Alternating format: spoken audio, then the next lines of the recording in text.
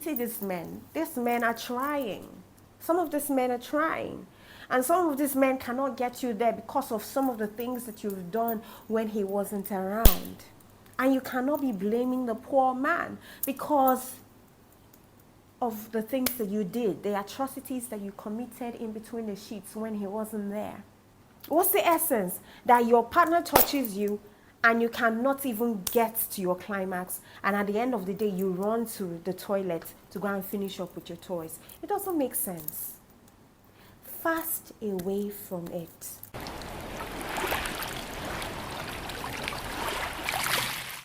Hey guys, welcome to my channel. My name is Jane Lawrence and I come with a lot of juicy content. I know sex toys have been, the mainstream. A lot of women over time have advertised it and, spoken about how good it is in the bedroom, taking you to cloud nine and all of that stuff. I know I have also talked about it, but the way I talk about sex toys is, combining it in the bedroom with your man. And I also encourage women not to get used to it, because when you do get used to it, that becomes a problem for you with your partner. Now, listen, right? Sex toy is good if you want to go into that dimension, but honestly, I do not really understand the concept of it, in the sense that it's good. It takes you to cloud nine, especially for women who have not really experienced orgasm, right? It takes you to cloud nine.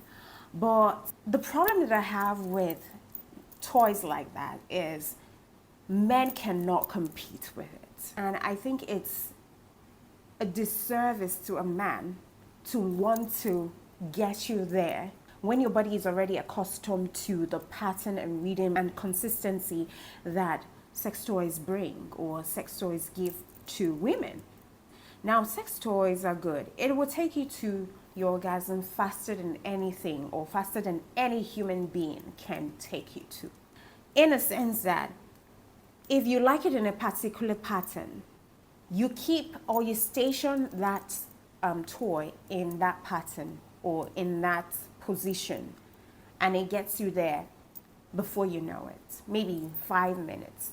Trust me, if you were to put a human man to do the same thing that that toy did for you, it would take a longer period of time. Because number one, it is impossible for a man to stay, especially if a man is down there, it's impossible for him to stay consistently wagging his tongue for 5 minutes without breaking or without trying to change the rhythm. And for some women, or most women, what gets women off is rhythm consistency. And that is what toys like that can offer you. But a man cannot offer you consistency or give you the same rhythm consistently for 5 minutes. He might just break in between because he wants to maybe swallow saliva, or maybe the tongue muscle has been overworked and he needs to rest a little bit. That time frame for which he breaks can cause you to go back to ground zero, especially if you're about to get off the cliff. And so you find out that it becomes pretty much harder for you to get off with a human man than you getting off with a sex toy. So that's why I would encourage you to use it sparingly, because if you do use it too often, your body gets too used to it and you give the man too much work to do, okay? So reduce the number of time that you use that toy or those toys. Now, what sparked this conversation was as a result of me going on Instagram, and I saw a woman that said she repented from using her sex toys because she had bags of, a whole bag filled with sex toys with different sizes, different shapes. And when she brought out one, I was actually taken aback because that one was really big. And I'm like, how would any man be able to compete with that? There's some women who use humongous toys. And then you expect an average man to satisfy you or get you to cloud nine. Sometimes when you do these things, or sometimes when you use these toys, use them in consideration for the man. especially those of you that are still single and you're not married yet. I am not saying you should stop it too, because whatever you do in your bedroom is up to you. But I am saying that use it in consideration. Put it into consideration that a man cannot compete with those things. Those are tools, manual tools that cannot be competed with. Is there any word like competed? The more you use those toys, the more work you give that man. That I'm telling you. So if you're the type who uses 9 inches and you eventually fall in love with a man who has 5 inches, what's going to happen? How is it going to satisfy you knowing that you've used 9 inches for 10 years straight?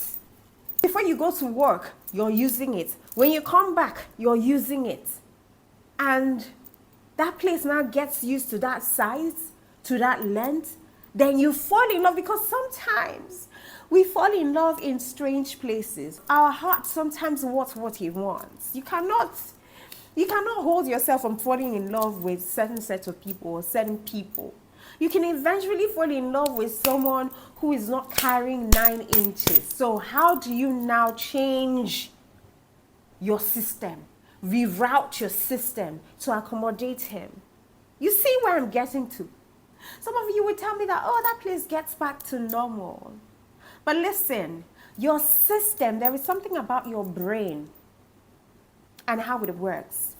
Your brain is wired to accept something that you've been used to for a long period of time. And when something new comes in, it takes it a longer period for it to readjust. So if that man who comes with 5 inches now, who thinks that he's a stud, he's been making other women come. So your case is different. This is love. And so you guys are going to have passionate sex. And at the end of the day, what happens? He goes in and he's lost in it.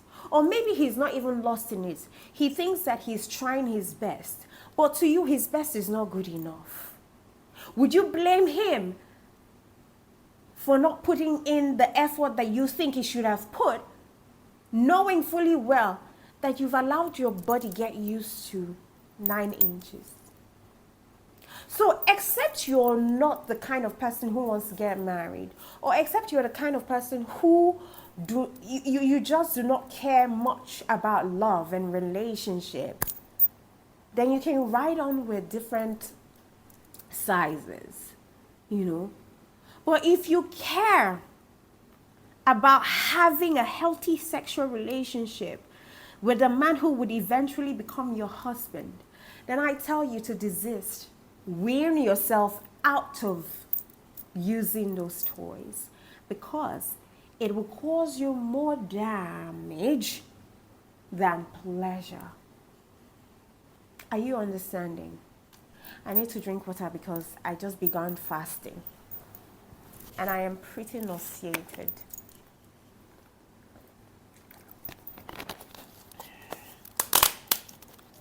Take for instance. So if you're going to bed this night and you're thinking to yourself, oh, I know some of you've named your toys. You've named it Mr. Patrick, and Mr. Patrick is 11 inches. Oh, you're going to use 11 inches to cool down your temper. You're going to use it to cool down the temperature. Or you're going to use it to cool down the itch that ovulation has spored. My darling, as you are trying to go to use it, also bear in mind that you're damaging your sexual relationship with your husband in the nearest future. You might fall in love with a man with 4 inches. You might fall in love. See, when life wants to teach you a great lesson, it sometimes can give you what you don't need. So if you now fall in love with a man who is rich, he's got all the money in the world, and then he's carrying 4 inches, and all this while you've been doing 10 inches with your Mr. Patrick in your knapsack, how is it going to satisfy you? How is it going to satisfy you? And sometimes, don't always pleasure yourself too much alone. Even if you're not using those toys, you know how women usually get themselves off, right? Stay off touching, stay off self-love for a while, for months, maybe 3 months, so that your body will now be calm in such a way that any little touch, boom, like this, you're reacting. Not the one that every morning, night, you're always getting off all by yourself, getting off all by yourself. So much so that when your man now comes and wants to now touch you, he's working overtime because that place has become desensitized. That's how our body functions. It can get desensitized, especially if it has been working morning, day and night. You do not allow that place to rest. Relax from touching yourself sometimes. Relax. Go for a month. Don't do it. Go for months. Don't do it. You will not die. Even if it is ovulation that is killing you right there, hold yourself. Why? Because at the end of the day, you want a situation where you are proud and your man is proud that he made you come effortlessly. Not the one that you're pretending. You're pretending, especially when you know that the man has reached his own cliff and you're nowhere near the cliff and you're getting sore. And then you just pretend and you just make fake sounds. And to him, he's thinking he has done it. Wouldn't you feel guilty that you're deceiving that poor man? You're making that poor man walk over time because of your greed. Your greed. Sometimes relax. Stay for a month. Don't touch yourself. When you do that, let me tell you what will happen. Any small touch that your man touches you, your body will react. You will start feeling the heat. And just 1, 2, 3 thrusts gets you poop.